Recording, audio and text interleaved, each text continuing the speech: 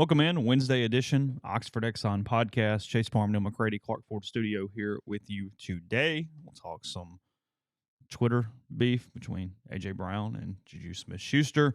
Ole Miss and Florida tonight from Gainesville. Big line, big money line on this. We'll go over that for a minute as well. And then Ole Miss has a new running backs coach. Took about a day. It's an old running backs coach, Kevin Smith, returning to Oxford after a year with Mario Cristobal at Miami. So that and more coming up on the show. A show brought to you every single day by the Oxford Exxon, Highway 6 West in Oxford. You know about the lunch specials, all the different options here locally on Highway 6 West. I'll tell you about one, a different part of the state in Clinton.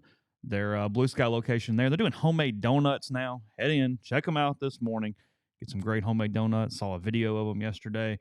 They look fantastic. You can get those easily there at the Blue Sky there in Clinton. And again, here locally, lunch specials, ribs, hot case, a lot of different options for you with the Oxford Exxon. Coming to you from the Clark Ford Studio. We are Clark Ford's in Amory, Mississippi. 662-257-1900 is the number. Call it. Ask for Corey Clark. Tell Corey what Ford product you're looking for. He'll send you a quote within 15 minutes in business hours. It's right to the bottom line. There's no hassle. There's no haggle. You get your quote. The rest is completely up to you. You can shop that quote around. You can do what I've done, what I recommend that you do, and that's hop into a Clark Ford today. 662-257-1900. Guest join on the myperfectfranchise.net hotline. If you're a displaced corporate executive, you're wanting to put your career in your own hands, or if you're an experienced entrepreneur who's looking to diversify, Andy Ludicky can help. He owns multiple franchises and businesses. He uses his expertise to help others find their American dream through a very thorough and free consultation process. So you can do what a lot of you guys have done, and that's call Andy, put your life and your career in your own hands, which is 100% free. So you've got nothing to lose. Find your perfect franchise at myperfectfranchise.net. Contact Andy at andy@myperfectfranchise.net, or I'll call 404-973-9901. Donuts, one of those things you have to avoid, or you're pretty good there? Yeah, that's not a temptation for me. I can't remember the last time I had a donut. I don't know if I would ever seek them out. If they're in front of me, I have to make myself not grab multiples. But, like, I'm never going to go, hey, I really want a donut this morning. That's not necessarily. No. Not since, like, the kids were really little. And I won't like the regular glaze. I don't like the cake donuts. I know some people are very, very hardcore about the cake versus the more traditional, how I refer to them as traditional, even though I don't know that they're necessarily traditional. So. I'm just not a breakfast person at all. I've had breakfast one day in the last. Hey, the Krispy Kreme light goes on at night too. Yeah, I mean, you get that. You get those hot and readies even at 7, 8 o'clock at night. That just has never been my. I've got a lot of temptations, but that's not one for whatever reason. That's never been my thing. I mean, I like donuts, but I don't ever. I can walk past boxes of donuts and not touch them. What if they're covered in peanut butter? No, it'd still be good. Okay, all right, just the peanut butter. It's like at the SEC basketball tournament, they'll have trays of cookies out. And I'll watch sports writers go back and forth, back and forth, back and forth. And every time they go back, they come back with like 4 more cookies. I'm always kind of amazed by that. If I ate like that, I would be 400 pounds. Some of them are. But I would be huge. That's not my temptation. A cookie is going to give more of a whatever to me than a donut. There's no doubt. I mean, I have to really be careful even an Ole Miss game. They got those things of cookies out on the concourse out there. And yeah, if you're just going to the bathroom and whatever, and go, hey, hold up a little right there. Let's not go crazy. I show up for basketball games and just walk right past it. They always have these trays of cakes and pies and cookies. Oh, really? Yeah. Like the other day, they had some big cheesecake kind of thing out. Like all the slices were already put on individual plates and stuff. Like a variety of toppings and I didn't even. One of those things, the big cheesecakes you can buy where they're all variety slices or whatever. I mean, it looked good. I just didn't have any interest in it. That's not my thing. I don't know. It's not my temptation. Georgia Rebel saying donuts aren't his issue, but Oreos get me. It's one of the things where people look at me and talk their head sideways. Oreos do nothing for me. I just have no real interest in it. It's considering it is chocolate and I have a chocolate issue. It is one of my least favorite cookies. Like a stack of Oreos can be sitting there and I will never touch it. And that's with milk or without. I know some people are religious about it. Hey, it has to have them. Because to me, here's the deal. If you have to put it in milk, it's a bad cookie. If the only way you eat an Oreo is with milk, Right. well, suddenly that's not as good of a cookie as And it was a dry cookie. a chocolate chip or something where you go, hey, I just want that cookie. Just saying. Yeah, I agree with that. I mean, when you need a catalyst to make the cookie edible, I got questions. I do. Yeah, I can't remember the last time we even had stuff like that in the house. Laura makes these cookies. I talked about it the other day. She makes these cookies sometimes, and they're really, really good. I usually never eat them. And I don't eat them because I know what's going to happen in my mind over the next 24 hours if I do eat them. So I typically don't. I did on Friday, and sure enough, I got up on Saturday and went and punished myself. And so it's just that's. You do know they were only like 200 calories, right? I mean, you literally could have run a mile and been done. 3 of them. Okay, you can run 2.5 miles. Well, I did. I ran 10.5. Well, that was. But that did not. But in my mind, that made it even. So later that Saturday when we should study you. Later that Saturday when I passed by the tray of the tray of cheesecake, I was like, there was zero temptation at that point. Oh, I've never had a frozen Hershey with almonds. A Hershey with almonds is a really good candy bar. Chocolate almonds is probably my favorite candy. So I've never had a frozen one. Nope, never frozen one. It's interesting. Shows you what we have to talk about today. Well, it's what happens. I mean, let's be real. It's Wednesday without a basketball team. It's what happens when you cover a basketball team that's been done since December the 17th or whatever that was. It's reality.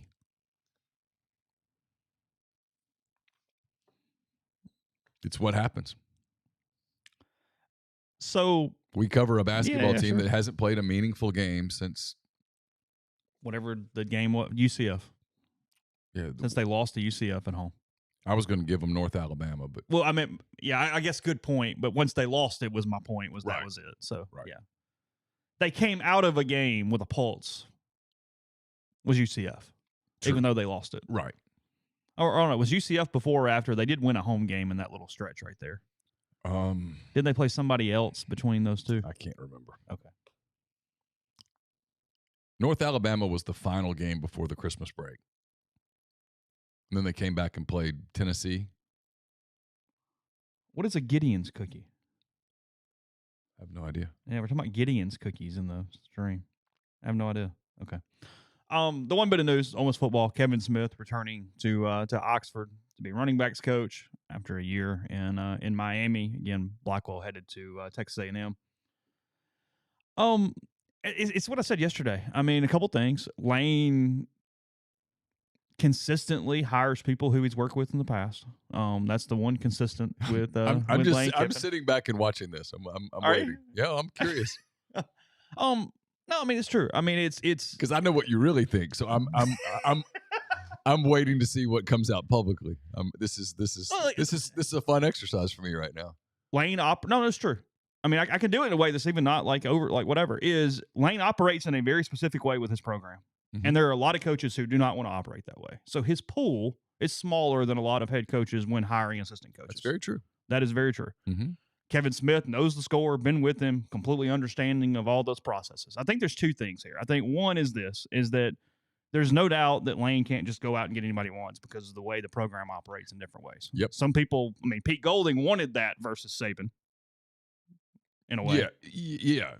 Complicated, but you know what I mean. Yeah, it's part of it, sure. Yeah, it was getting worked in his mind to death and wanted, hey, let's have a little more of a lax situation, blah, blah, blah, blah. Yeah, I think there are 3 prongs to Golding's decision, and that is absolutely one of them. Uh-huh. Yeah. For sure. And that changes the dynamic a little bit on what Lane is doing. You look at all of his hires, Garrison, he'd been with him at FAU, knew him for a while, all those kind of things. Kevin Smith coming back. And then also, where I do think is more relevant in a positive way, is that he knows Quinshon Judkins. He recruited Quinshon Judkins, like, to an extent. Like, that's one of the things I read into it. I read into it of a reminder to anybody who just... That is as important as anything is how do you know the roster and the guys coming in, because they will leave on you in a minute's notice. Absolutely. It's why someone... I'll give them credit. Red Cup Rebellion did a depth chart.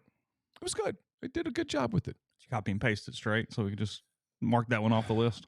I didn't. I probably should have. I can go back and find it if I need to. But here's the problem with it. This isn't a criticism of anybody at Red Cup Rebellion. I don't know anybody at Red Cup Rebellion, but it's not a criticism of them either. You can't put anybody on that and go, okay, that's for sure, with the exception of the people that just recently transferred in. Yeah, I feel good about them. That's it. I mean, yesterday was a reminder that the tampering portal is alive and well, and Quinshon Judkins could still, in May, absolutely get in the portal in May and leave and play somewhere else next year. All the stuff with the Grove Collective means is that in the event that he's still here, those are the terms of his deal here. It is a positive. It is not a definite. Exactly. When they re-up, you go, oh, that's good. That's better than not re-upping. And so the fact that, hey, I better go out and get somebody that he knows is probably a sign that the tampering portal is alive and well, combined with Lane mentioning Quinshon Judkins 406 times. He called him his biggest recruit of the year. On signing day, on a day when Quinshon Judkins didn't sign. He talked about Quinshon Judkins. It tells you a whole lot about what the tampering portal is like. That's what I read into it. I read what you just said, and then that into it. That he probably didn't feel like either maybe he could go out, maybe he couldn't. People work for Lane, and some of them go away from it going, that's just not my style. I can't function that way. And then others, the other part was just that. I better bring somebody in here who's got a relationship with this kid. And look, Kevin Smith played a huge role in landing Quinshon at Ole Miss the first time. And when Kevin left to go to Miami, it's my understanding that he advised Quinshon to sign with Ole Miss, to stick with Ole Miss. That had he pushed hard to get him to go to Miami, he could at least complicated things. He would have at least made things complicated and maybe gotten him to go to Miami. So that's significant. Well, Ole Miss would have gotten him back right now anyway. So there you go. Maybe so. I mean, it's Henry's kind of looking around like the Will Smith gif right now, right? Where there's just nobody in the room. I mean, a little bit. It's one of those. Well, Mario Cristobal's deal at Miami.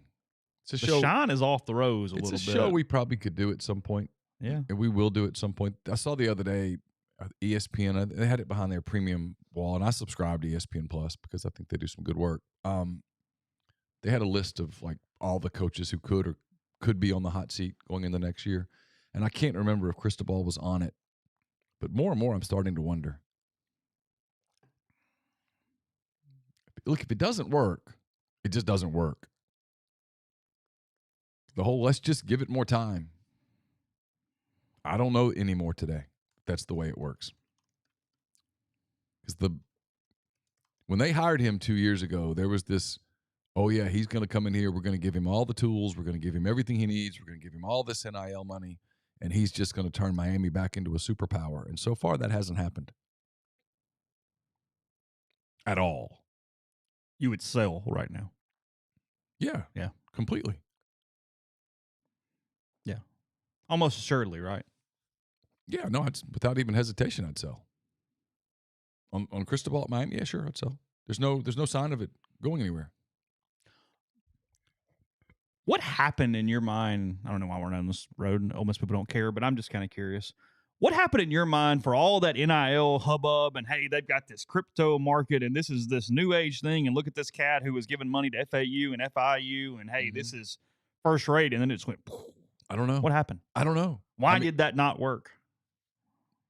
I'm the guy that's the idiot who will tell you that still to this day, even though I do a financial show once a week with Martin Palomo, who explains it to me over and over and over, I don't understand crypto. Yeah, I don't either. I don't get it. And when I say I don't get it, I mean, I've really tried to understand it. And I just don't. And I've had people tell me that's a good thing that I don't. And I've had people tell me that I'm an idiot because I don't. And I'm willing to listen to either argument because I don't understand it. The only thing I can come up with is that they don't have as much money as they thought they had. That's it. That's all I got. Because otherwise you would at least be able to accumulate talent. You have to get them in at least. You would think. You know, the kids want to go play. Kids want to go to Miami and hang out on South Beach and stuff. I just don't know that kids think like that. We've been to Coral Gables. You're not in South Beach. Yeah, and I don't know that kids think like that. I really don't. In fact, I don't think they do. I don't think they go, oh, yeah, I'm going to go party at South Beach every night. I think they know better. Even with the kids coming in as freshmen, get me to the league. Yeah, of course. Get me to the league. The top kids. That's it. The kids that we're talking about from an NIL standpoint. It's Give me to the league. It's why they go to Alabama. They're not going to Alabama because Tuscaloosa is a haven. And nothing against Tuscaloosa. It's fine, whatever. But they go to Alabama because Alabama's got a track record of sending kids to the league. Yeah, it's inarguably one of the worst SEC towns. Yeah. And yet that doesn't matter. They have an established decade and a half now track record of sending multiple kids to the league, and they make a ton of money, and they're able to put that in front of guys now, and it sells itself. It does. You can hate Alabama, love Alabama, whatever you feel like. That's the truth. And Georgia's well on its way to doing that now too. They're producing multiple NFL guys every single year, and the program is getting to a place where it recruits itself. Period. LSU's that way. Was that way for a long time. That's how you build. You tell elite kids that you come here for 3/4 years, buy into the process, and we'll put you in the league. Not as a 6th-round pick, 1st-round pick, 2nd-round pick. You'll make a bunch of money, and when you get to the league, when you get to your first training camp, you'll be prepared. You'll excel. You'll get on the field, and your second NFL contract will be lifetime-changing money. Alabama's been able to do that. Built by Bama. It worked. Yeah. I mean, love them, hate them, I don't care. But do whatever you want to do. It's truth. That's what makes them what they are. It's one of the things I'll defend with Rivals. Like, I don't even think Rivals looks at, did Alabama offer? And if they did, let's move them up. But you know what? That wouldn't be the worst strategy in the world. From a pure ranking standpoint, hey, did Alabama offer them or not? Okay. Yeah. Okay. I'm the fact that they did would lend me more reason to move a kid up. If I'm being honest, I don't think that's how they do it. In fact, I know it's not, but I'd get it if they did. I always thought that was one of the silly criticisms. There's a lot of things you can criticize about the recruiting ranking process. That's not one. No. Alabama and Georgia offered. Okay, he's probably good. Odds are he's good. Alabama makes mistakes. Quinshon Judkins is one, but they don't make many. Yeah. Podcast brought to you in part by Prime Shrimp, primeshrimp.com. 7 different flavors available for you. You can get them delivered directly to your door. If you're within 10 minutes, freezer to plate. They take care of you for dinner. The New Orleans-style barbecue, their most recent offering, the signature, one of my favorites, the French Quarter Alfredo, the garlic herb butter. The Simply Shrimp lets you season it yourself. Great for kids, people with a little more of a discerning palate. They will help you out there with Prime Shrimp. And now use code RG. That's code RG. 5 packs or more, 25% off with Rebel Grove and code RG at primeshrimp.com. Walk On Sports Bistro puts everything they've got into bringing you game day with the taste of Louisiana. Dig into their mouth-watering, made-from-scratch Louisiana cuisine, po' boys, gumbo, voodoo shrimp, plus fan favorites like juicy burgers, fresh salads, all in front of 70-plus TVs, 40-plus ice-cold beers on tap. Check them out in Oxford or Ridgeland today. You can also order at walkons.com or on their very convenient Walk-Ons app. The College Corner is your one-stop Rebel shop, 2 locations in the Jackson area. In Ridgeland, it's next to Fleet Feet. In Flowood, it's next to Half Shell. If you don't live in Jackson, you can go to collegecornerstore.com. Plus, you can find them on Facebook and Instagram with the largest selection of Rebel gear in central Mississippi. We're having another weird weather day today in Oxford because it's that time of year when you use your heater one day, your air conditioner the next. Get in touch with our friends at Comer Heating and Air, Southern Air Conditioning and Heating. Make sure that all of your heating and cooling systems are in tip-top shape. If you live in Oxford, Batesville, Tupelo, those areas, get in touch with the people at Comer, 662-801-1777. If you live in Hernando, Memphis, Olive Branch, South Haven, those areas, get in touch with our friends at Southern, 662-429-4429. A-Stock Auctions is a Nashville-based online auction company with the mission to provide customers the power to name their price. All items at A-Stock start at just $1. That's right. Every item starts at just $1. Shop now at astock.bid or download their app. Name your price on thousands of items from big-name retailers. A-Stock Auctions has multiple locations around Nashville that offer local pickups, so don't miss out. If you want it, bid it, win it. And then don't forget about Solutions RX. It's a probiotic, multivitamin supplement company created by Ole Miss Pharmacy alum Chris Cornelison. It's pharmaceutical grade, manufactured right here inside Mississippi. Check out their prescription support. If you use any high blood pressure medicine, cholesterol medications, diabetes medications, prescription support is going to make a big difference for you. It's going to make you more compliant. It's going to keep you healthier over the long term. SolutionsRx.com, promo code OEP at checkout to get 10% off your first order. Podcast also brought to you by the Ole Miss Athletics Foundation. Your national champions are back for another year of Ole Miss baseball. Show your support for their efforts on the field this season by signing up for the Pledge Per Win and Pledge Per Home Run campaigns. Donations are charged every Monday. They're allocated into your Blue Priority point total and up to 90% tax deductible. You can sign up today by visiting givetoathletics.com/donate or call the Ole Miss Athletics Foundation at 662-915-7159. Remember, Morgan Wallen tickets still available. These 2 nights in April during LSU weekend for Ole Miss baseball. Tickets available at morganwallen.com. Great prices on both nights, the Saturday and the Sunday. Again, morganwallen.com. So we got some Twitter kerfuffle going on yesterday. Social media.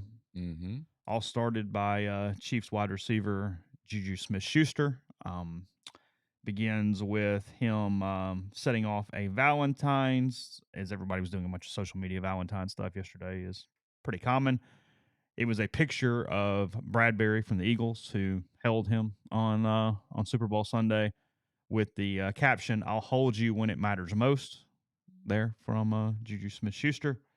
A.J. Brown, former Ole Miss wide receiver, Eagles wide receiver, by far better player than JuJu Smith-Schuster. Yes. He chimes in. First off, congratulations. Y'all deserve it. This is lame. You were on your way out of the league before Mahomes resurrected your career on your 1-year deal, TikTok boy. He admitted that he grabbed you, but don't act like that. Don't act like you're like that or ever was. But congratulations again. And then he uses 3 emojis with a clapping, a beer clinking together, and then some sort of confetti type situation from a deal there.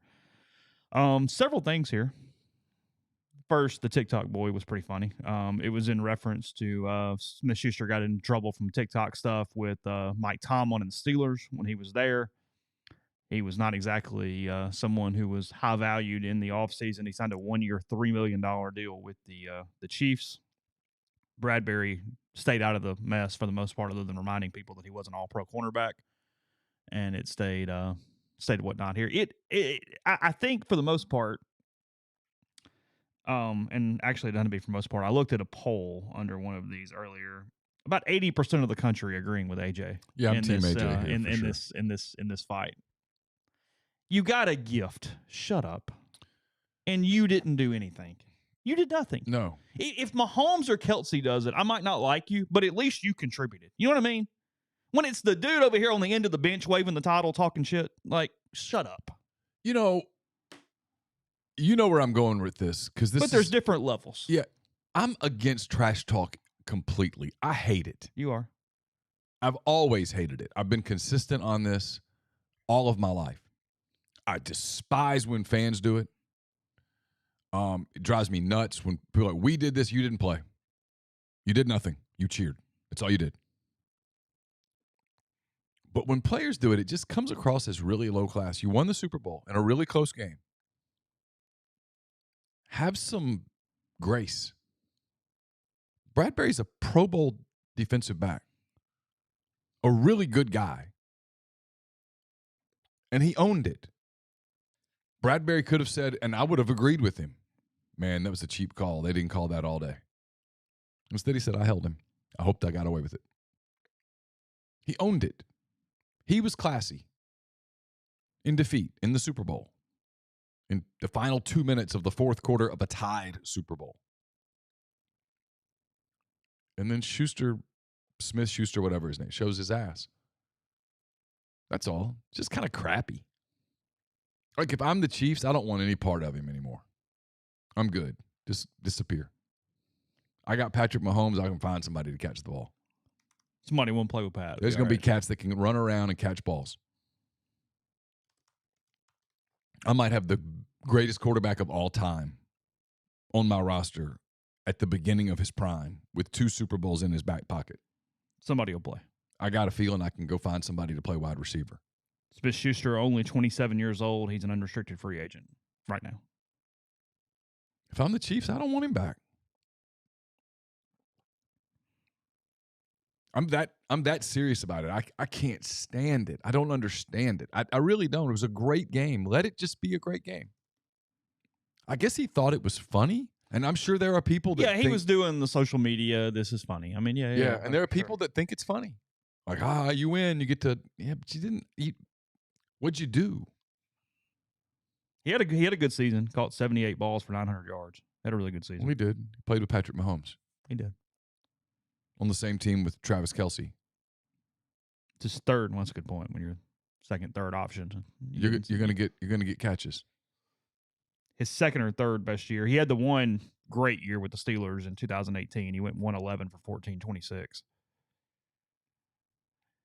You win the Super Bowl, just say, hey, I'm going to Disney World, or whatever it is you do. And then just go celebrate winning the Super Bowl.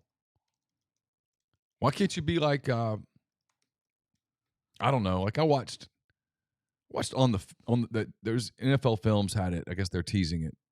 They had Jason Kelce, the center for the Eagles, after the game.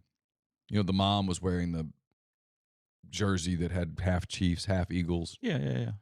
You know, and she found the Travis first.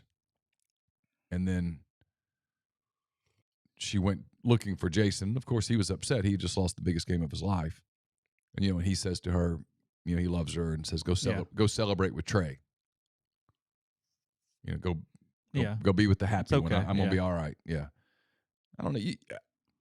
That's tough. That's kind of my point is that JuJu Smith-Schuster's in that same locker room. He knows the difference between winning and losing. That was a crappy thing to do. I thought. I didn't think it was funny. That's just me. I'm totally different from so many people about this. I cannot stand it. It's that deal where, I mean, I got on the soapbox the other day, and I'm not going to do it today because I realize as I get older, I go more and more and more in this direction. I'm just kind of tired of the social media thing in general. Mm-hmm. It's the social media, let me show out and do this. And yep. I mean, it's a much deeper conversation than a Wednesday morning when we're talking about basketball games and Kevin Smith and all this kind of stuff. But I mean, it's the same thing that our kids are going through. I mean, you get on Instagram or somewhere and it's only the great looking people, the top 1%. I mean, it's everything. It creates this mess in all ways. Hey, talk shit because it's all anonymous on the internet. Mm-hmm. Do this, talk trash, go this, look at this, worry about this, compare yourself to this. Like, my God. No, absolutely. It's I've told you, I've noticed just in the last few months a meanness that's pervasive. And at first I thought it was my imagination, and I started asking people that I trust. I'm like, I'm sensing this? Am I dreaming it? And not everybody, but a lot of people have said, yeah, no, I've sensed the same thing. There's this anger that's like so pervasive that is everywhere. And it absolutely bleeds into sports. Big time. And I don't know. I don't know what it's about. I'm not worldly enough to possibly know. I work from home, you know. I mean, we go to Ole Miss to cover games and such, but I mean, day in, day out. It's not a wide variety of encounters. Day in, day out. I wake up, I come up here, I work, I do the show with you, you leave, I do some more work, or I'll go to the gym and run or lift, or then I come back here and work some more. And I couldn't begin to be like, oh, so here's what's going on with society. Here's today. the full gamut. I mean, this is all it. There's right here. no way I could do that, and I don't. To my credit, I don't try.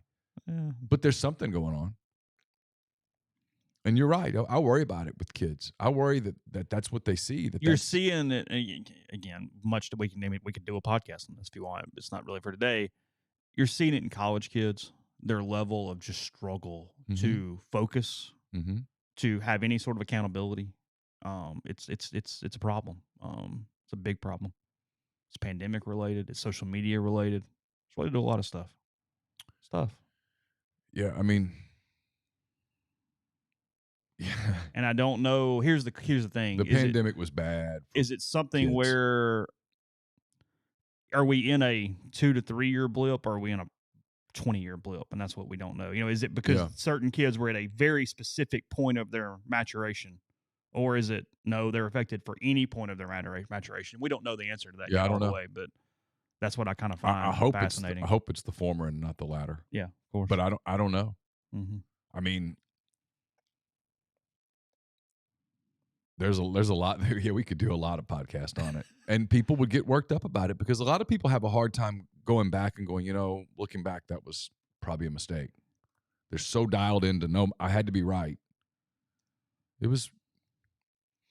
You can argue about whether it was justified or not. I have a very strong opinion, but what you can't, in my opinion, argue is that the lockdowns and you can't argue the impact. We can talk about the hows and the whys all day, but you can't argue the impact. It was incredibly detrimental. And it put kids. And I'm sure there's people out there where their kids are fine. Your kids are doing pretty well, but for the most part, two of my kids were impacted. The median has shifted in a really dangerous way. I guess is my point. Two of my three kids were impacted. So when people go, your kids are okay, I'm like, yeah, my kids are okay. They're pretty resilient, but it affected my oldest in extreme ways, and it affected my youngest in very subtle ways. My middle child is just one of those kids that we've never really had to parent. She's fine, whatever. Mm-hmm. Caroline says, hey, I'm going to do something. We're like, okay, cool. It's always just kind of worked out for her. But the others, and so if it was impacting, it impacted a lot of people very negatively. And I don't know whether that's where you trace it back to. Was it happening before that? Was there something going on? I don't know. Parenting has changed. Much more hand on the person. They can't fail. Can't let anybody fail ever. Right. And then you get into situations where they have to be propped up the same way always. And then you get out of college, you have jobs and nobody gives a shit anymore. Right. And then blows up. It's a big deal. You have to let your kids fail. I'm not a psychologist. You have to let your kids fail. Yeah. You have to sometimes let your kids make their own decisions. But I don't know.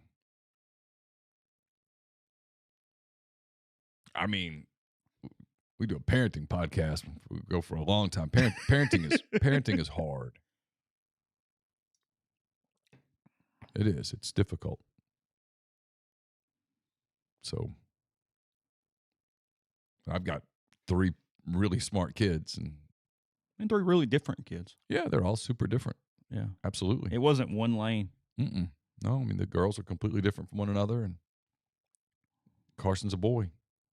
He and I have driven back and forth to Tupelo the last 2 nights, and we've had conversations. I won't disclose them because nobody cares, and B, it wouldn't be fair to him, but it's pretty interesting. We talked the whole way to Tupelo and back both nights, Monday and Tuesday, and it was really interesting. It's not easy being a kid. It's not easy being a 16-year-old boy right now. It's not. It wasn't. And I was a 16-year-old boy once. You were too. I don't think it was as hard. So I would have been 16 in 1986. I don't think it was as hard in 1986 to be 16 as it is in 2023.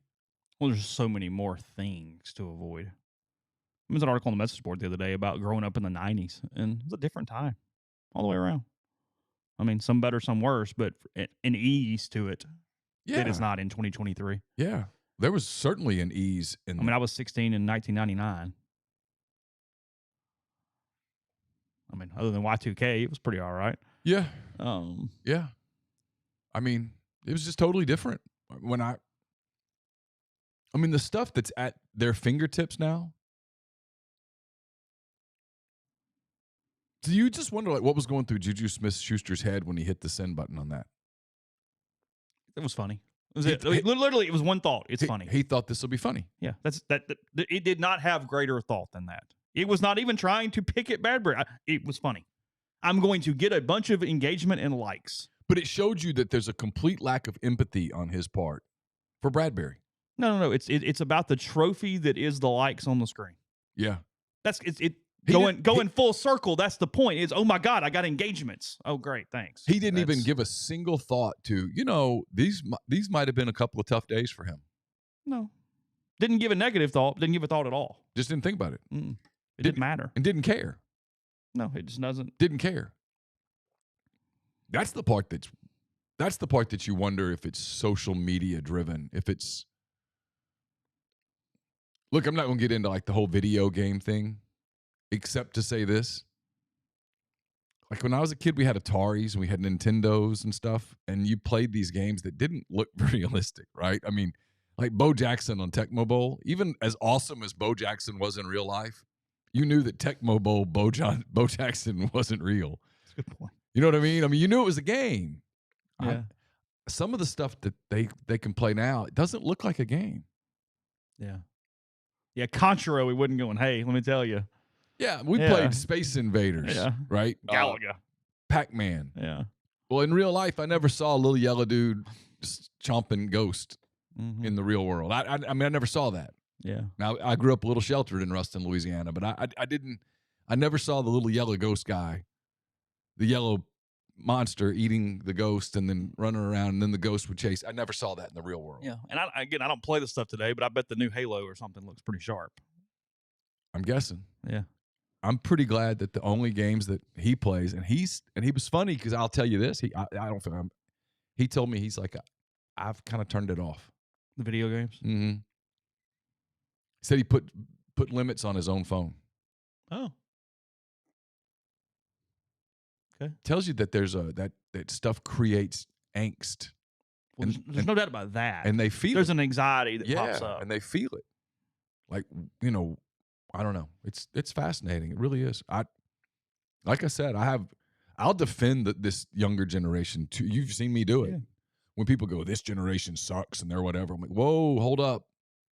They deal with a lot more stuff than we did growing up in the 80s. We didn't deal with anything in the 80s. We didn't have that. We didn't have,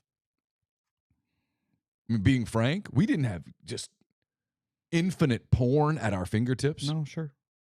I mean, if I wanted to see pictures of naked girls, you had to have the Playboy or the magazine. I had to go over to Neal Fuller's house because his dad had a stack of Playboys.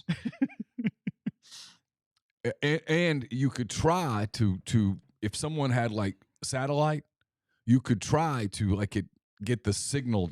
Every once in a while, you might get like a little 10-minute blurb on Cinemax or something. And maybe you just might see a boob.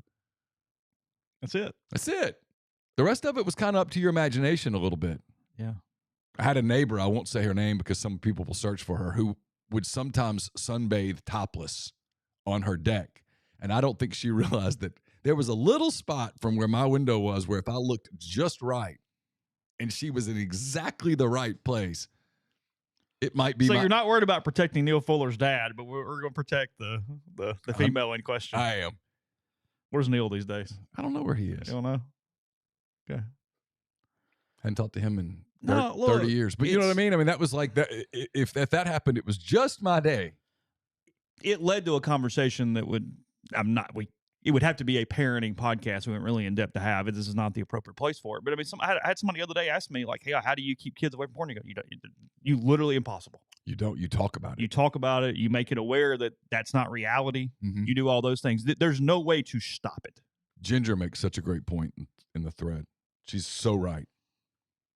She says, remember when we had to call a friend's house and speak to their parents and actually ask to speak to the friend? I do. Yeah. I remember when I would call a girl, God, you hope that she answered. I was about to say, I remember the first girl I ever called. I was in probably 5th, 6th grade. And, you know, I mean, just like it was on the Wonder Years, you hang up a couple times and you struggle with it. And then when that ring rings, you go, please, God, answer. Please, God, answer. But he answers and you have to talk to him. Hey, sir, I'm here to speak to Shannon, and I mean, it's. Oh, hey, Mr. Mays, this is Neal McCready. Could I please speak to Tracy? Yeah. Please don't talk to me. And then he would say, How are you? How are you? Yeah. I'm good. I'm a little nervous right now, but I'm all right. Yeah. Hanging in. Thanks. How do you feel about the game Friday? Right now, I'm not thinking anything about it. But I guess, okay. So you learned how to do that.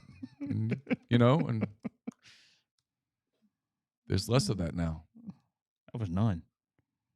You're texting at whatever age. I mean, phones. I mean, talk to a bunch of college girls about how dating kind of works now. It's pretty scary.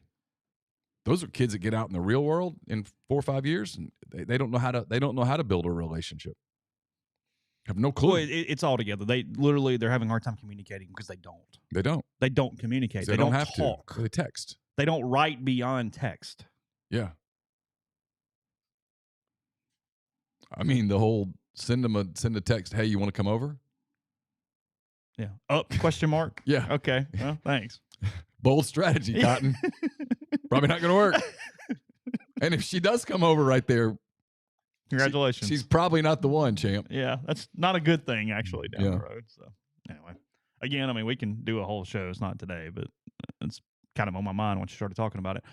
Podcast brought to you in part by G&M Pharmacy, 662-236-2222. They deliver locally in the Oxford area, and they offer MedSync. For your prescriptions the same day each month and take care of you. One trip to the pharmacy, one delivery, and you have everything you need when you need it with G&M, whether it be Holly Springs or Oxford. They can also transfer your medications very, very easily. You make one call, they take care of the rest, and they will be your pharmaceutical needs or whatever they are. So, again, that is Tyson Drugs and G&M Pharmacy, 662-236-2222. Remind me to answer Grind's question in a minute because I can recall. We're also brought to you by Dead Soxy. The temperature's dropping somewhat. We have entered prime sock season. Friends over at Dead Soxy just announced their BOGO winter sale. Right now, when you buy 2 sock bundles, you get the second bundle 50% off, or you can get a free pair of socks with any single pair you purchase. To get the deal, just put any 2 bundles or any 2 pairs of socks in your cart. Apply the code Rebel Grove. If you've got bundles in there, it will take 50% off the least expensive bundle. If you've got 2 pairs of socks in your cart, it will make the least expensive pair free. So head over to deadsoxy.com, stock up on this incredible winter sale, and as always, stay soxy. Game Changer patches are the only 2-patch system available in the market to stop hangovers before they start. The warm-up patch used before or while you drink. The overtime patch used after you've been drinking to recover while you sleep. The all-natural ingredients will keep you in the game, ready for the next play. So go to GameChangerPatch.com, promo code RebelGrove20 at checkout for 20% off your purchase. ACS is owned by Clay McNutt in Baldwin, Mississippi. It's a complete electrical control system solution provider and a Rockwell Automation recognized system integrator. They can service and install Rockwell Automation, Allen Bradley, Siemens, ABB, Square D, and many other manufacturers. So for more information or to get in touch with the people at ACS, go to acsllcms.com or call 662-601-4381. And we're brought to you by Lammon's Fine Jewelry. Lammon's at 1126 North Lamar Boulevard in Oxford. Been serving the Oxford area for 3/4 of a century. Whatever your jewelry needs are, they've got it. Great customer service at Lammon's. I was in Lammon's just yesterday, not for Valentine's Day, but for other reasons. And they take great care of you. Whatever you're looking for, they've got it. If they don't have it, they can order it. It's the gold standard in fine jewelry. Visit them at lammonsfinejewelry.com or call them at 662-234-2777. And we're brought to you by Pinnacle. Pinnacle, based in Jackson, Mississippi. They provide detailed, specialized investment management, financial planning, retirement planning for individuals and businesses, and much, much more. Pinnacle will sit down with you, listen to your goals, study your expenses, put forth a comprehensive, detailed financial and retirement plan built just for you. It's mypinwealth.com, MYPINN wealth.com. Podcast also brought to you by Athletic Greens. That's AG1 by Athletic Greens. Take it every single day, always in the morning. Helps you work out, recover. If you did a lot of things yesterday, just need a little bit of a boost. I don't always eat perfectly, so it gives you extra vitamins, minerals, supplements, things that make you feel better throughout your day. It's great for recovery, empowers the gut, whole body health, and does many more things as well. So for Athletic Greens, AG1, that's a comprehensive solution, is what you need for your supplement routine. They're giving you a free 1-year supply of vitamin D, 5 free travel packs with your first purchase. You can go to athleticgreens.com/MPW. That's athleticgreens.com/MPW. Yeah, and you had that. The rotary phone. I had the rotary phone. I remember the first time we got a touch-tone phone. It was like, whoa, this is technology, baby. Beep. But the other thing was, call waiting. First time I got call waiting. You'd call, you call and you're trying to call somebody and the line was busy forever. And then the worst was when you're talking to somebody and your parents pick up the phone. Hey, I need the phone. But you had to get to it. You know, like you didn't have hours to sit and talk. Again, you're in, depending on the length of the cord and whether it would get into other rooms, you're full on display. Yeah. Yeah. You could have Pop staring at you going, go ahead, call Linda. Have at it. Say what you got to say.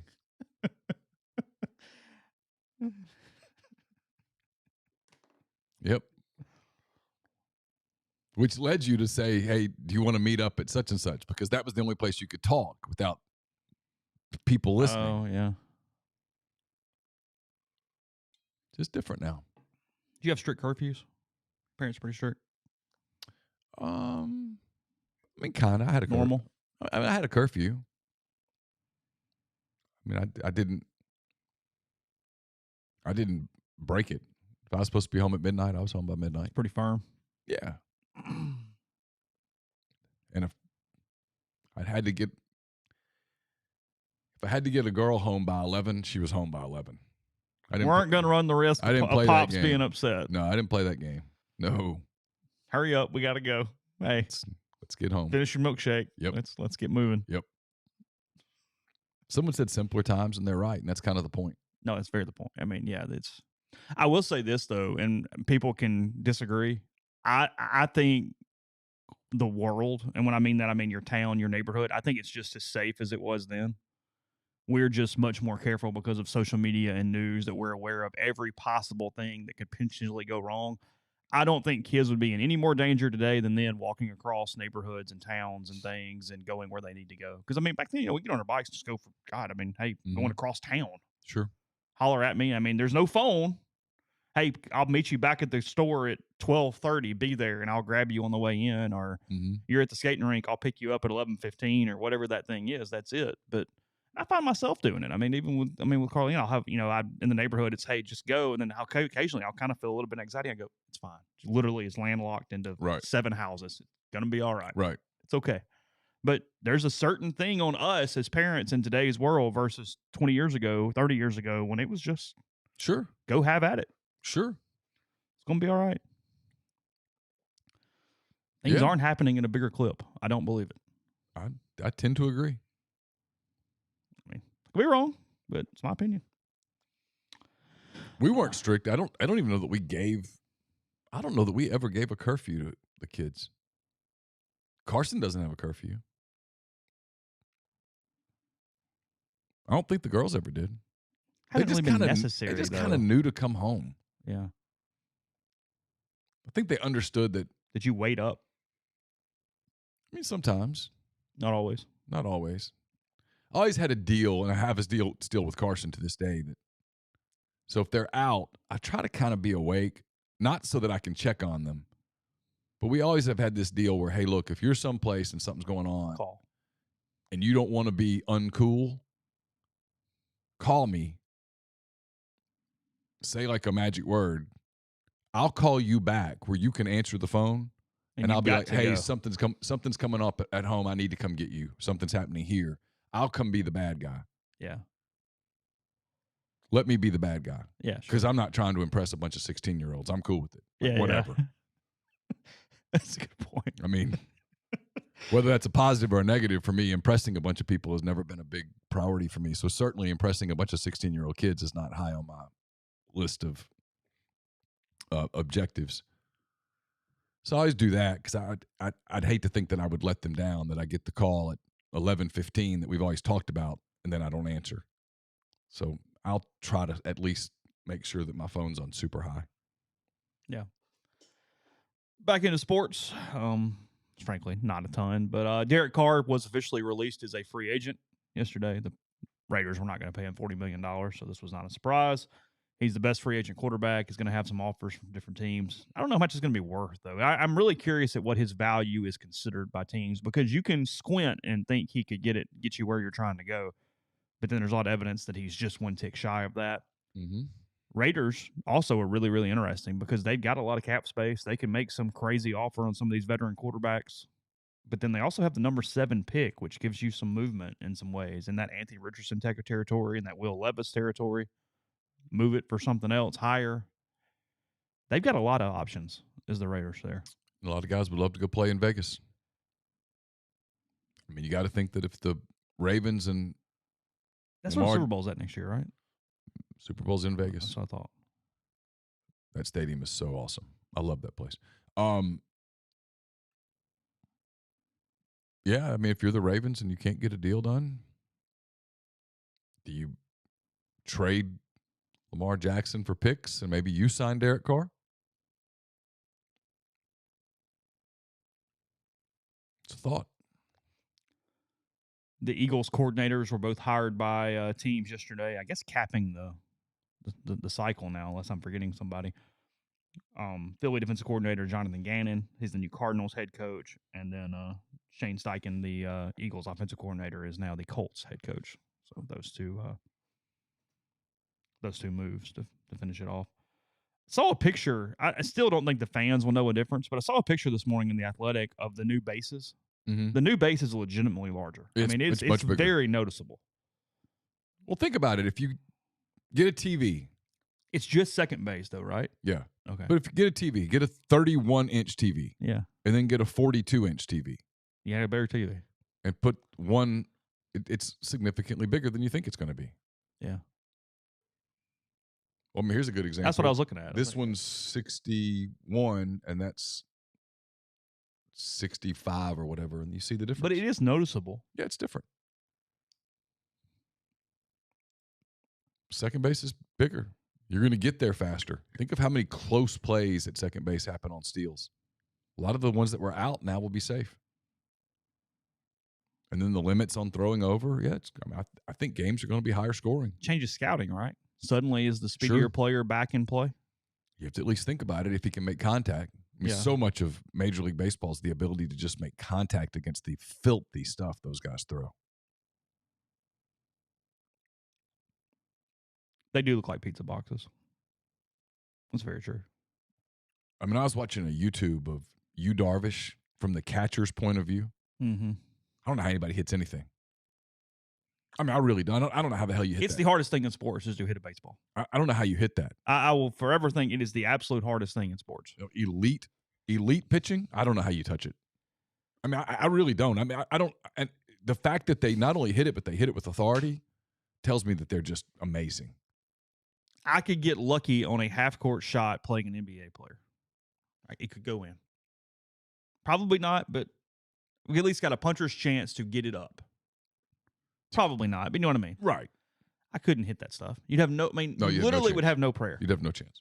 Tiger Woods and I go out there and hit one shot. There's a shot I hit it closer than him. Sure. There's no doubt. Sure. That might be one of the easier things for the average person. Right. Now, playing elite level golf, no shot in hell. But right. One shot. One shot. Yeah. One putt. Yeah, one. The chance that if y'all both putted from 30 feet away, I would get closer and make it. Wouldn't happen much, but it might happen once. Yeah.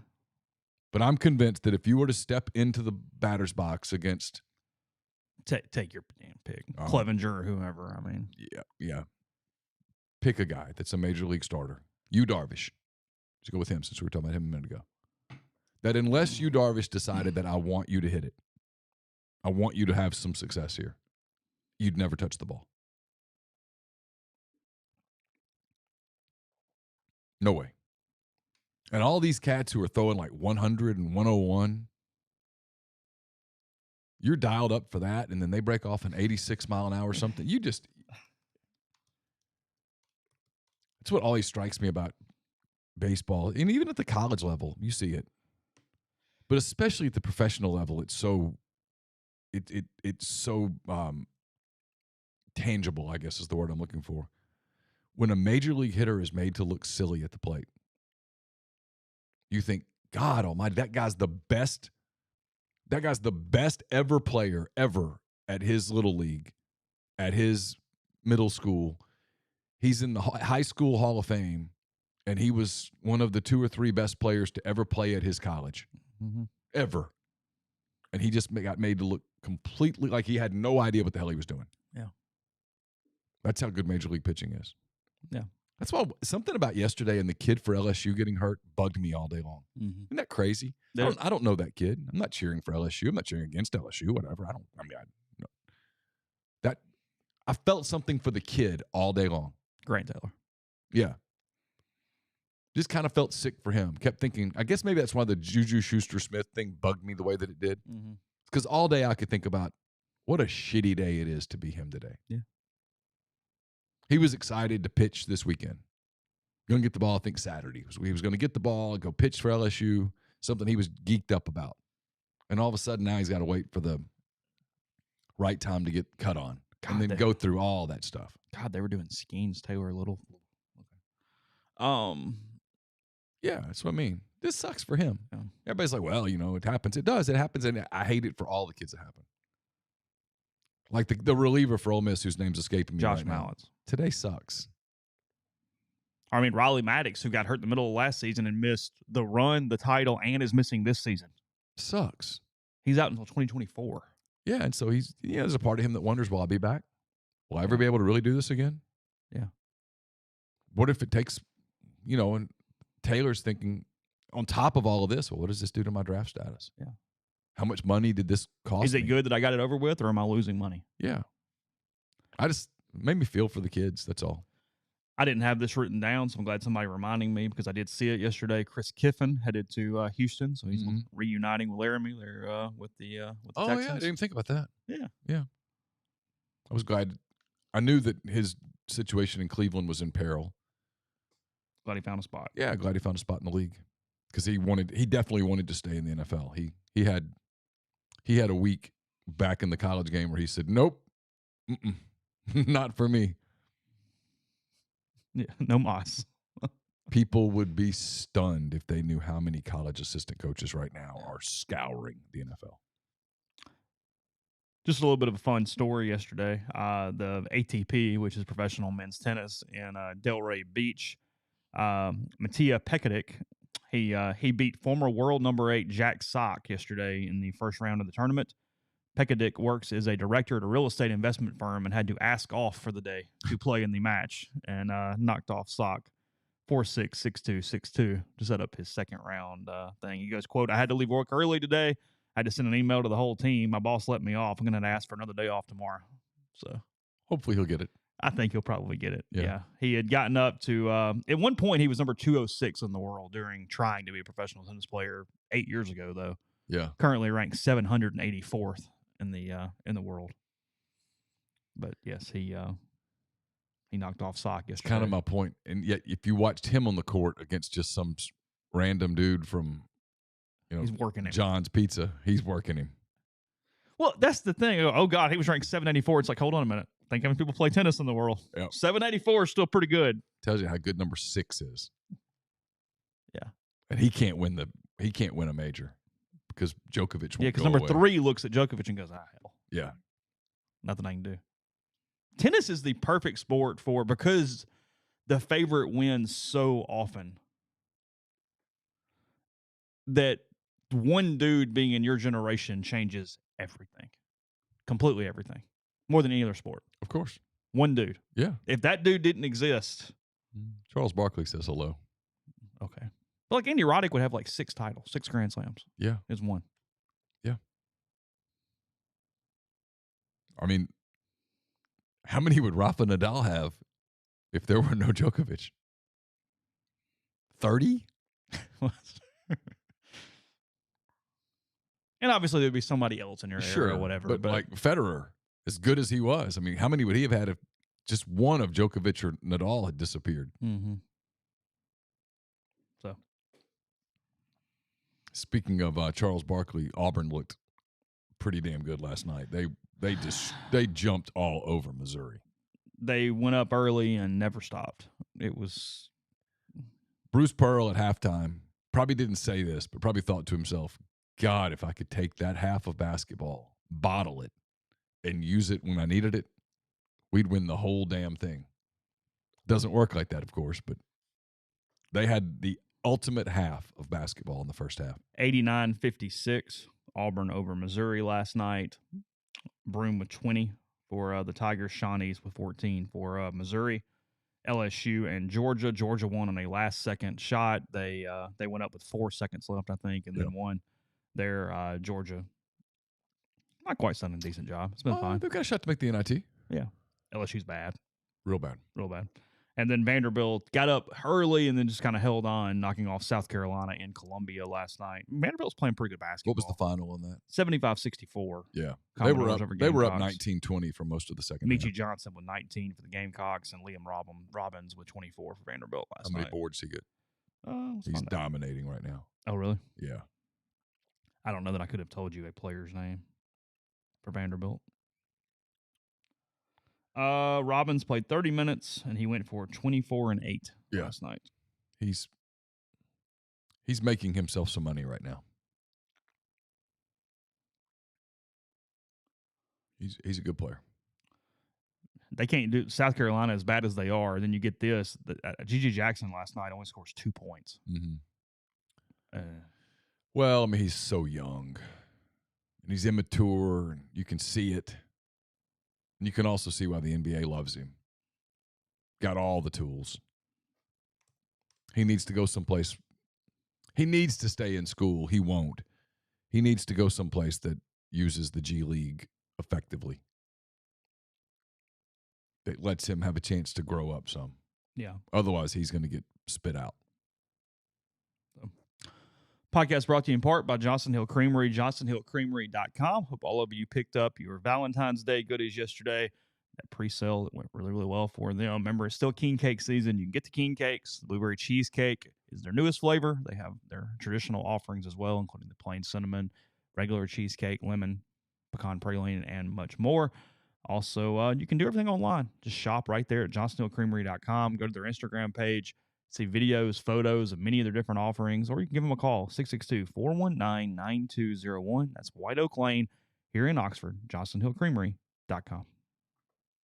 Brought to you by John Edwards, Regency Travel Incorporated in Memphis. If you're thinking about traveling, whether it's spring break, which is coming up pretty quick, or summer, which will be here before you know it as well, maybe even thinking about a holiday trip, whatever the case may be, get in touch with John. Just give him some parameters, give him some budget, give him a budget, and let him give you some options. He's going to come up with some things that you're not going to find on your own. He's going to help you make a special trip, one that creates a lifetime of unique memories. 901-494-3387, or send him an email, jedwards@regencytravel.net. Coming up this weekend for Ole Miss baseball, basketball, both, whatever, just to hang out. Stop at Opa. Make it a part of your weekend. Fabulous food, craft libations. It's Oxford's new Greek restaurant on the square. Again, check out Opa. There's a mailbag that got published just before we started today. It's brought to you by Whitney McNutt of Tommy Morgan Incorporated Realtors. It's up at rebelgrove.com. Whitney is serving you for all of your real estate needs in Oxford and Tupelo. She sells condos, land, commercial, and residential family homes. You can reach her at 662-567-2573 or 662-842-3844. Brought to you by Service Specialist Staffing and Recruiting Agency, connecting great job opportunities to candidates since 1967. If you're on the job hunt, they can help you.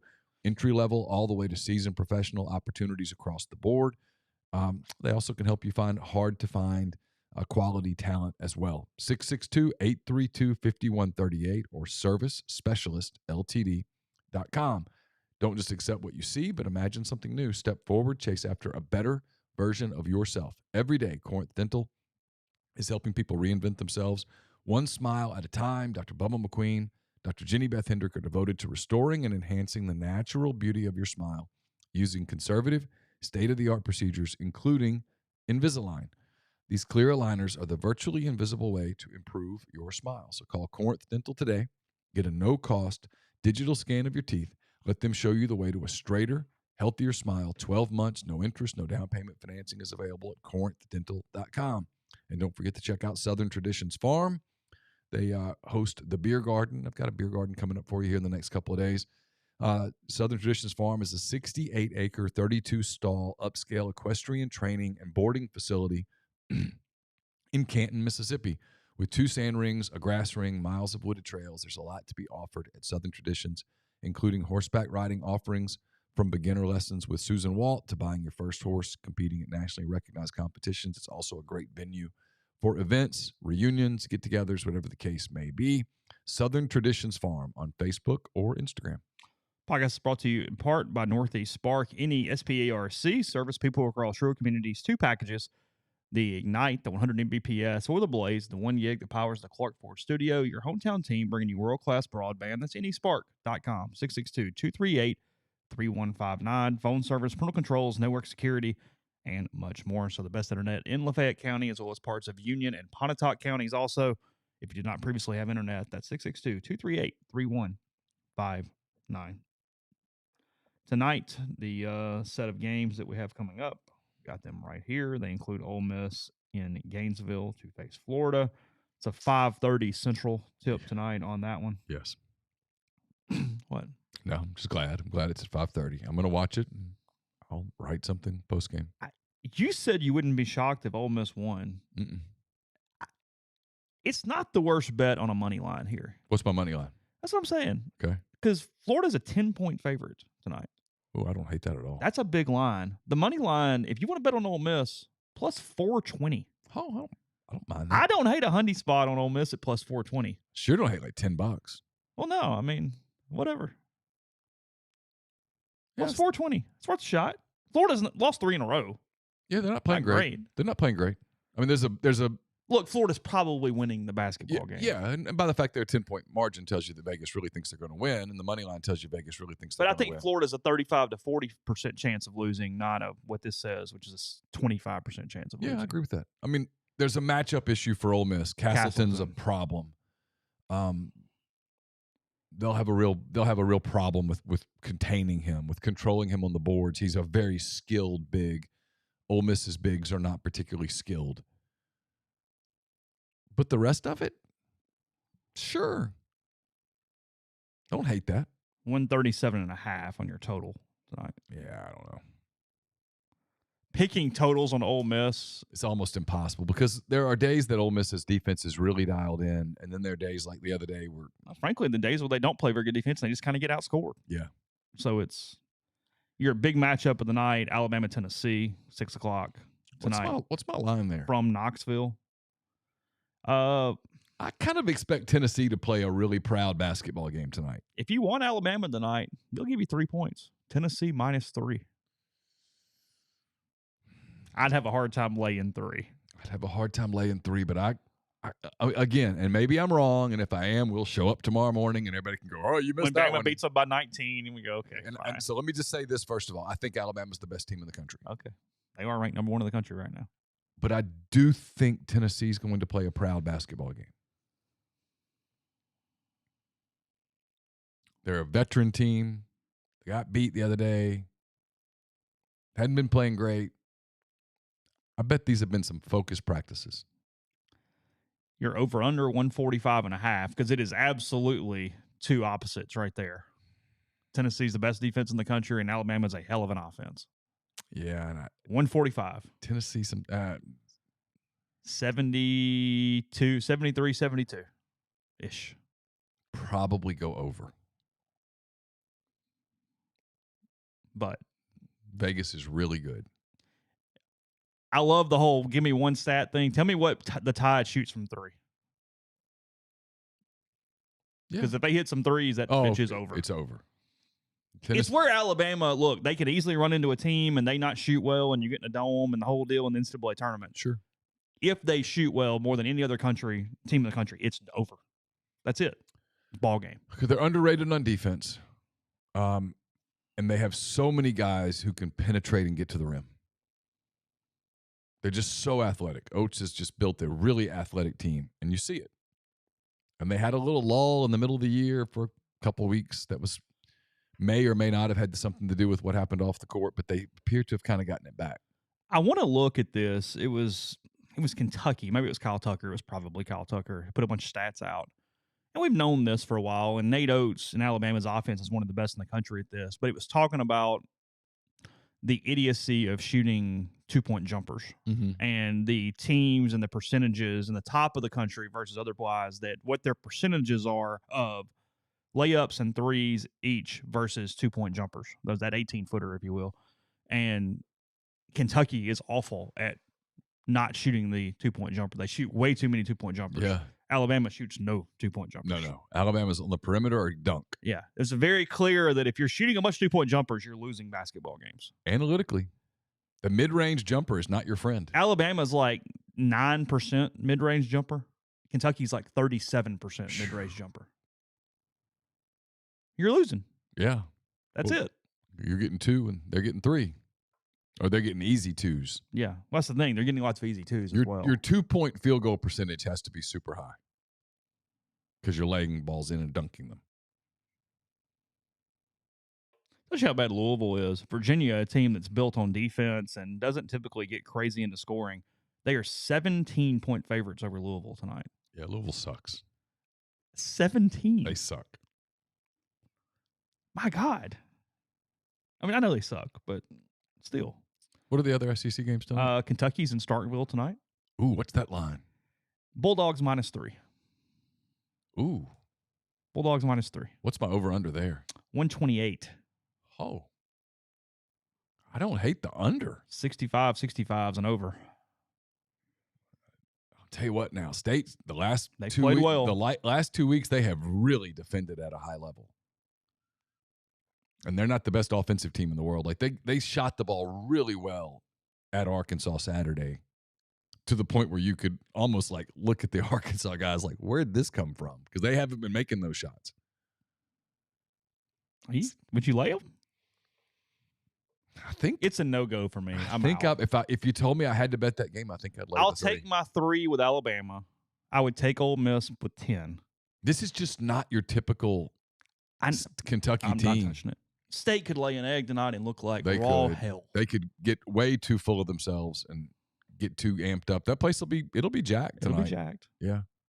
Yeah, money lines, you got to give 152 to win 100 on State. No, hell no. What do I have to give on Texas A&M? I'm getting there. Okay. Arkansas, it's a very close line. It's A&M -2 tonight in College Station. Ooh, I would lay the 2. I think I'd lay the 2. I'd lay the 2.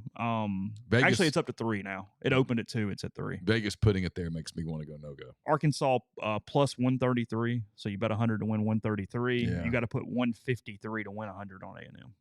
Okay. Over under 140.5. So you got to get into the 70s. Probably go over. I think Smith is going to make Arkansas a better offensive team. The last time they played each other, Texas A&M had all that weird travel, and it was Arkansas won pretty handedly, but still A&M. I look for A&M to win. I kind of like A&M minus the 3. I wouldn't want to go much more than 3, but I'd go 3. Couple other games around the country, if you're just flipping around college basketball tonight, that have my interest. TCU's in Ames, Iowa tonight for Horned Frogs and Iowa State. That's That'd be a good game. That's a good game there. And then in the Big Ten, a game that I kind of think is pretty good is Indiana at Northwestern tonight. Oh, for sure. Yeah. So a couple around the country that I just noticed a minute ago when I was flipping through the. Gotta wonder if Northwestern's come out of the clouds yet. Yeah. They're good, though. They beat Purdue for anybody who's. Yeah. Collins is a really good coach. Clemson a 10-point favorite over Florida State tonight. See if there's any other high men. No, it's actually not a huge night of basketball. Purdue returns tomorrow night in College Park, Maryland. For anybody who's curious, lay them. Painter will have them quite dialed in tomorrow night. Lay them. And I've watched Maryland. They're not good. They're okay. They're getting the wrong Purdue tomorrow. They're getting the wrong Purdue, I got a feeling. Yeah. So. Yeah, it's somewhere the Maryland coach saw that Saturday and went, hell. Oh, yeah, he was watching that game going, son of a bitch. Yeah, he sat down on the couch with the popcorn and went, go Boilermakers. Yeah, Yo. And then he had a Boilermaker. Yeah, y'all go have at it. That's great. Yeah, he got up and poured something. Last thing in the NBA last night, Bucks knock off the Celtics. They pull within a half game of Boston there in the East. Such a good game. So, did you watch any of it? No, I did not. Such a good game. No, my Mavs have lost 2 in a row. I'm giving up again. I'm out. The Bucks Celtics 7-game series. If we get it, I'm probably going to get and we probably will get it, will absolutely be epic. I just hope both teams stay healthy. I want both teams to be completely. Let's get everybody back. Let's keep Middleton healthy. Let's get Jaylen Brown back completely healthy, and then let's play this game. Play that series. Bucks 40-17, Celtics 41-17. And they both have superstars. Obviously Giannis, but I think Jason Tatum's a superstar. And it's just 2 really good teams. That was a really entertaining, well-played NBA game. I listened to the first half of it, and then we got to watch the end and the overtime. Mavs probably in danger of losing 3 in a row. They're in Denver tonight for their next one. You know what would be interesting about that game? We're not spending time on it. What will be interesting on that game is to watch how Denver defends them. Denver will probably not try to show their cards because there's a decent chance that's like a 1-5 second round. Yeah, I was there. How does Denver's an elite defensive team? And Denver has like a 5-game lead. They're fine. Yeah, like how much emphasis do they put on Kyrie as opposed to what they always do with Luka? Mm-hmm. So, because a part of me wonders if teams look at that series and go, "Hey, here's what we're going to do. We're going to let Luka do Luka, because why not? Let him go for 44. Yeah. Let's make Kyrie start taking a bunch of bad shots, and then let's see what that looks like. And then let's not let the other guys go off. Yeah. If Luka gets 50, he gets 50. Yeah. He's the best scorer in the league. We're willing to concede that. Yeah. We don't think he can beat us 4 times. Knowing that if you play that over a 7-game series, he's going to win one by himself. He's going to go one night for 56 and beat you. But then you have to, I think that's I'm interested to see how they get defended in a series. And Dallas's other problem, and they had to know this when they made the deal, is if Kyrie's not going to defend, they have a problem. You're not winning. Yeah. Because the people that do the NBA's no defense, no, the NBA is all about defense. Just watch Milwaukee and Boston. 5.5 is your line on that one, by the way. Nuggets giving 5.5 to the Mavs tonight. Yeah. So, whatever. All right. Jeffrey, tomorrow morning, we'll talk football, talk whatever comes up between now and then. Again, Ole Miss in Florida, 5:30 tonight from Gainesville. They're still the O'Connell Center. Is that correct? I think they've renamed it. Have they? I don't know. It doesn't matter. Okay. Have a good day. Stuff at rebelgrove.com. Baseball 2 days away, and we will talk to you again in the morning.